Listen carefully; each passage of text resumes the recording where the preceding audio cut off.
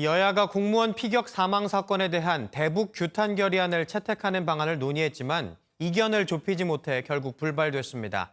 이런 가운데 국회 외통위에선 여당 의원이 발의한 종전선언 결의안이 상정됐는데 야당 의원들은 부적절하다며 날을 세웠습니다. 김수형 기자입니다.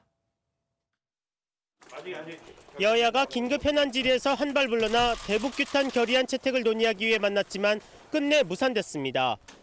더불어민주당은 국민의힘이 입장을 바꿔 긴급 현안 질의를 다시 꺼내들었다며 국민의힘은 민주당이 시신을 불태웠다는 문구를 빼는 등 맹탕 결의안을 제안한 것이 결렬 원인이라고 책임을 돌렸습니다. 이런 가운데 국민의힘 신원식 의원은 자신의 SNS에 국방부와 합동참모본부를 방문한 자리에서 북한군에게 살해된 공무원 시신이 훼손된 사실을 재차 확인했다고 밝혔습니다.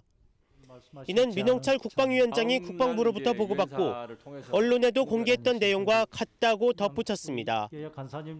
국회 외교통일위원회에선 한반도 종전선언과 금강산 개별관광을 촉구하는 결의안 2건이 상정됐습니다. 법안 숙려 기간이 지나 자동으로 상정된 건데 민주당은 절차대로 법안 심사 소위로 보내 논의하자고 주장했습니다. 지금은 때가 아니라고 말씀을 하십니다. 본 의원은 지금일수록 더 때라고 저는 생각을 합니다. 만약에 그때 종전선언이 이루어졌다면은 오늘 이번에 이 불행한 사태도 저는 없었을 거라고 저는 생각을 합니다.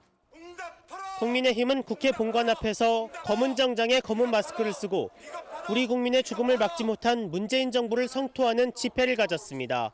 대한민국 국방부는 이런 사정들을 속속들이 지켜보고 있으면서 전혀 구출할 생각을 하지 않았습니다.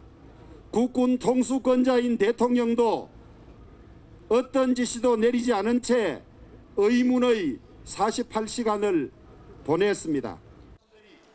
대북 정책을 놓고 여야 간의 갈등이 깊어지면서 국정감사에서도 최대 이슈로 부각될 전망입니다. MBN 뉴스 김수영입니다.